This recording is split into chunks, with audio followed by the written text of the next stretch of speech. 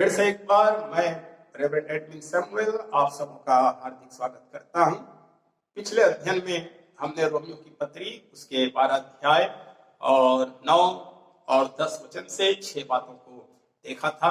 आइए हम एक एक करके उन बातों को दोहराएंगे और उसके बाद हम आगे के अध्ययन में जाएंगे।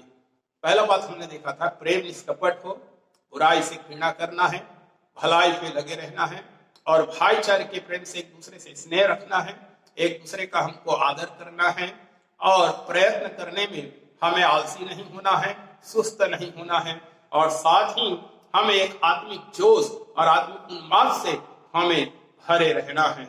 आज मैं आपके सामने और कुछ बातों को प्रभु के वचन से रखना चाहता हूं।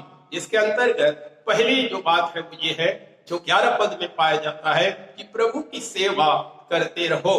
प्रभु की सेवा करने का मेरे प्रियो मुझे और आपको जो भी अवसर मिले उसे काम में लाने का हमें हर संभव प्रयास करना चाहिए। किसी कलीसिया में रहते हुए हमारे जीवन में हमें कई प्रकार के काम करने का अवसर मिलता है। कोई नया काम करने का अवसर मिलता है या किसी पुराने काम को पूरा करने का अवसर हमें मिलता है। हमें किसी को उत्साह के शब्द कहने का अवसर मिलता है या किसी को चिताने का अवसर मिलता है, किसी की सहायता करने का अवसर मिलता है या सुसमाचार सुनाने का अवसर मिलता है या गवाही देने का अवसर मिलता है, प्रार्थना करने या अपने धन के द्वारा सेवा करने का अवसर मिलता है। एक कलीसिया में रहते हुए हमें भिन्न भिन्न प्रकार का अवसर मिलता है जिसके द्वारा हम प्रभु की सेवा कर सकते हैं। लेकिन बड़े दुख की बात है कि कई लोग अवसर का लाभ नहीं उठाते हैं। आपने एक मुहावरा सुना होगा कि जो 3 चीजें हैं वो कभी लौट कर नहीं आती, और छोड़ा गया तीर, मुंह से कहा गया शब्द और अवसर जिसका लाभ हमने नहीं उठाया है। इसलिए मेरे प्रियो, प्रभु की सेवा करने का हमें जो भी अवसर मिलता है उसका हमें लाभ उठाना बहुत ही जरूरी है। अगली बात में पौलुस कहता है कि आशा में आनंदित रहो। 12 पद में वो कहता है आशा में आनंदित रहो और क्लेश में स्थिर रहो। कहते हैं कि जब सिकंदर महान अपने एक युद्ध अभियान के लिए जाने वाले थे तब उस समय उन्होंने अपने सारे दोस्तों को दरबार में बुलाया और उन्हें उपहार भेंट करने लगे। और सिकंदर महान अपनी सारी धन संपत्ति उन्होंने उन लोगों को बांट दिया था। तब उनमें से एक मित्र ने सिकंदर महान से कहा कि आप तो सब कुछ बांट रहे हैं, तो आपके पास तो कुछ भी नहीं बचेगा। तो सिकंदर ने कहा, नहीं, मेरे पास कुछ तो है, मेरे पास मेरी आशाएं हैं। मैं सोचता हूं कि सिकंदर जो है वो हमेशा अपने विजय के प्रति वो आशावान रहते थे, आश्वस्त रहते थे और वो ऐसा सोचते थे कि यदि मैं अपनी सारी संपत्ति बांट भी दूंगा तो मैं फिर से दूसरा युद्ध जीतूंगा और बहुत सारे धन संपत्ति को अपने अधिकार में कर सकता हूं। उसी प्रकार मेरे प्रियो, एक विश्वासी को अपने जीवन में आशावान होना चाहिए। प्रभु के पीछे चलते हुए मेरे प्रिय भाई और बहनों, इस दुनिया में रहते हुए हो सकता है बहुत सी बातों की हानि हमें उठानी पड़ सकती है, परंतु हमें निराश होने की आवश्यकता नहीं है, क्योंकि परमेश्वर हमें स्वर्ग में कई गुना अधिक देने वाला है।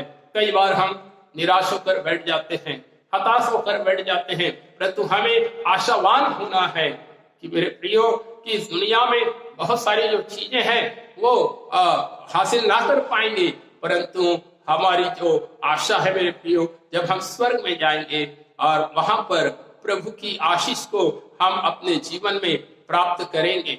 हमारे पास एक ऐसा राज्य है, एक ऐसा मेरे प्रियो हमारे पास राज्य है जहां हमेशा का आनंद है और वहां कोई भी कमी नहीं है, वहां हमें कोई भी घटी नहीं है, परंतु फिर भी कई बार इस दुनिया में रहते हुए हम निराश हो जाते हैं।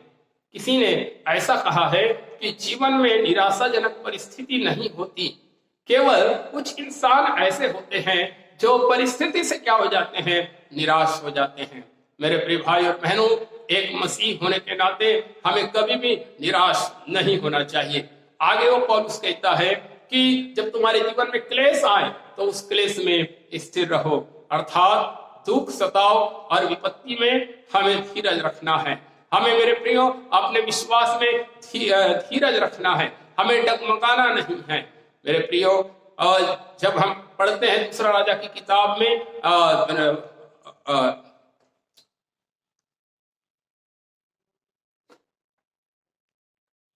हम दानियल की किताब में पढ़ते हैं कि जब अजरिया, हनानियाह और मिशाइल को राजा नबूकदनेस्सर ने आग के भट्ठे में डालने की आज्ञा दे दी थी, ऐसे समय में भी वो निराश नहीं हुए, उन्होंने हिम्मत नहीं हारी, परंतु वे लोग परमेश्वर के प्रति ऐसे विश्वास उनके मन में था कि वे विश्वास से पीछे नहीं हटे और उन्होंने राजा को चैलेंज कर दिया था कि जिस परमेश्वर की हम आराधना करते हैं वो हमें इस आग के भट्ठे से बचाने की भी ताकत रखता है।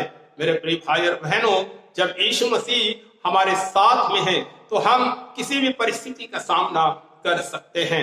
अगली बात पौलुस यहाँ पर कहता है कि प्रार्थना में नित्य लगे रहो। पहला थिस्सलुनीकियों 5 अध्याय और 17 पद में भी पौलुस कहता है कि हमें निरंतर प्रार्थना करते रहना है। हम अपना कई काम तो बराबर करते हैं, लेकिन कई बार मेरे प्रियो हम प्रार्थना करना नहीं चाहते हैं, हम प्रार्थना करना भूल जाते हैं। कई लोग सप्ताह दर सप्ताह बिता देते हैं पर परमेश्वर से बातचीत नहीं करते हैं। मेरे प्रियो, जब हम प्रार्थना करना छोड़ देते हैं तब हम परमेश्वर की सामर्थ्य से वंचित हो जाते हैं और इसलिए हमें निरंतर लगातार हमें प्रार्थना करते रहना है। प्रार्थना परमेश्वर के साथ बातचीत है। मेरे प्रियो, वो परमेश्वर हमारा स्वर्गीय पिता है। अगर हम उसके बेटे और बेटियां हैं और उससे हम बेटे बेटी होने के नाते बात करेंगे तो हमारा पिता हम पर गर्व महसूस करेगा। इसलिए मेरे प्रियो, वो परमेश्वर जिसने हमें इस दुनिया में जन्म दिया है, इस दुनिया में हमें आशीषें दिया है और आज तक हमें चलाया है, आज तक हमें संभाला है, हम पर अनुग्रह किया है, हम पर कृपा और हम पर दया किया है, तो हमें मेरे प्रियो ऐसे अनुग्रह करने वाले और दया करने वाले और प्रेम करने वाले जो हमारा स्वर्गीय पिता है, मेरे प्रियो, उससे हमें निरंतर बात करना चाहिए। प्रभु चाहता है कि हम प्रार्थना के द्वारा और प्रतिदिन उसके साथ संगति करें और उससे हम बातचीत करें। मेरे प्रियो, और भी कुछ बातें हैं जिसको हम अगले अध्ययन में देखेंगे। आइए हम प्रार्थना करें। दयालु प्रेमी परमेश्वर, एक बार फिर से हम आपके पास आते हैं। आज फिर से प्रभु इस वीडियो के माध्यम से खुदावन हमें कुछ बातों को सीखने का अवसर दिया। ये कलीसिया में रहते हुए हमें किस प्रकार से अपने जीवन को व्यतीत करना है। प्रभु हर एक सुनने वाले भाई बहन को बहुत ऐसे आशीष दे ताकि इन बातों को वे अपने जीवन में लागू कर सकें और प्रभु एक अच्छे विश्वासी बन पाए और हमारी कलीसिया भी एक मजबूत कलीसिया बन पाए। धन्यवाद देते हैं, प्रभु यीशु के नाम में मांगते हैं, आमीन।